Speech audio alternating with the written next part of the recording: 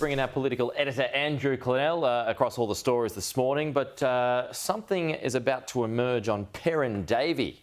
What do you got? Well, she's got her pre-selection up Friday. She's under challenge, and I understand she's been hitting the phones pretty hard. Obviously, we broke that story about her consuming the wine prior to the parliamentary committee hearing. So it's just interesting in the context of after Dunkley, Peter Dutton's done his reshuffle, pretty minor reshuffle. But it's been reported, as I reported yesterday, that really his move in promoting Melissa McIntosh, the member for Lindsay, who's done well in winning that seat a couple of times, is about stemming a pre-selection hit against her. But he's also got Perrin Davey in there still as the water spokeswoman.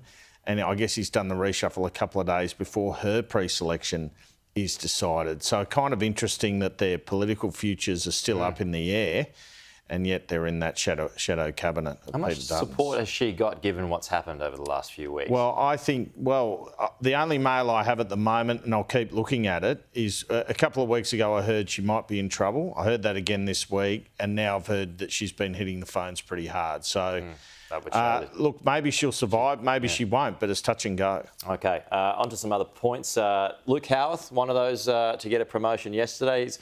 He's already maybe belled the cat on where the coalition wants to go with stage 3 tax cuts?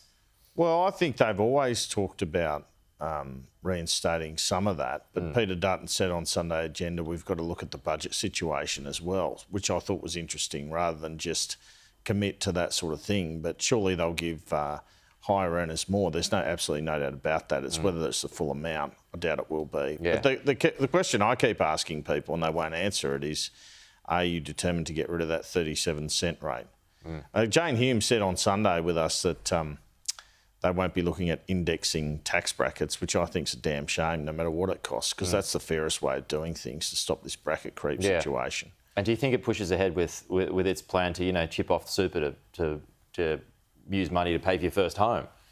Oh, absolutely, they're going to do that. Yeah. But I guess the argument is that just drives up the cost side. Yeah. I was talking to Labor about that this morning, and they said that very point. I mean, and it kind of makes sense, I guess, if that means there's more money in the system. Look, I had a cabinet minister say to me that the expensive home issue in Sydney is unsolvable. And that's probably right. I mean, Mount Druitt's a median house price of $950,000 now. Well, I mean, because land's exhausted. Yeah. And you've got to go up. Yeah, you can go up, but how are you going to do that quickly enough? South, you've got to go west. How are you going to do that quickly enough? So unless you start building in the water. We're pretty Sydney-centric now when I'm saying this, but it sounds like there'll be an exodus from Sydney. Really, bit of a brain drain because that's already happening up north. And you saw the numbers come out last week. It was on Friday that showed that Brisbane house prices now are equal to Melbourne. Yeah. They have had some increase since COVID, etc., haven't they? Yeah. Well, I mean, that's the talk about the brain drain. I mean, Queensland obviously is a great place to live. With a great climate and everything, but it was just interesting that its housing has caught up that much to be equal second now. Yeah, and look, ahead of the Olympics obviously too. that creates a bit housing prices as an issue too in Brisbane as well. And it is in Melbourne and Perth where they're going up too. But at the end of the day, the main problem seems to be Sydney. Well, New South Wales is a third of the House of Representatives seats, so it's significant when it is a problem here in terms of a political issue. Okay, Andrew, good to see you. Got a thought on that? Laura Jayes, she's about to take over. Housing is the number 1, 2 and 3 issue. That's a big point though, Andrew made. Unsolvable. It feels that way, there's actually. There's a little truth bomb for you. Yeah, absolutely. It does feel that way. In Sydney. I tell you what, Brisbane's not a bad place to live. Well, it's one of the best.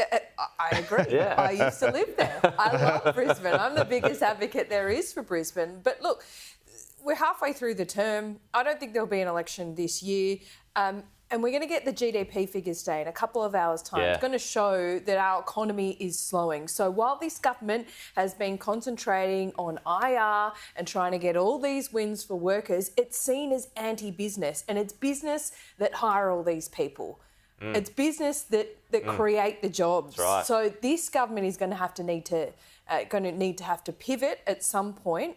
And the next election is going to be all about the economy and housing. You can argue, yes, it always is, but people are feeling it. And the danger Labor has at the moment with these tax cuts coming in July, they're saying, look, this is what we're doing for cost of living. They better have a lot more up their sleeve because they're telling people how good it is or how Labor's going to make their life better and people are not feeling it. If there is a contraction today, I mean, the obvious question, as Tom pointed out a short time ago, is that, what does the RBA do? I don't reckon there will be. You don't I don't reckon there will be.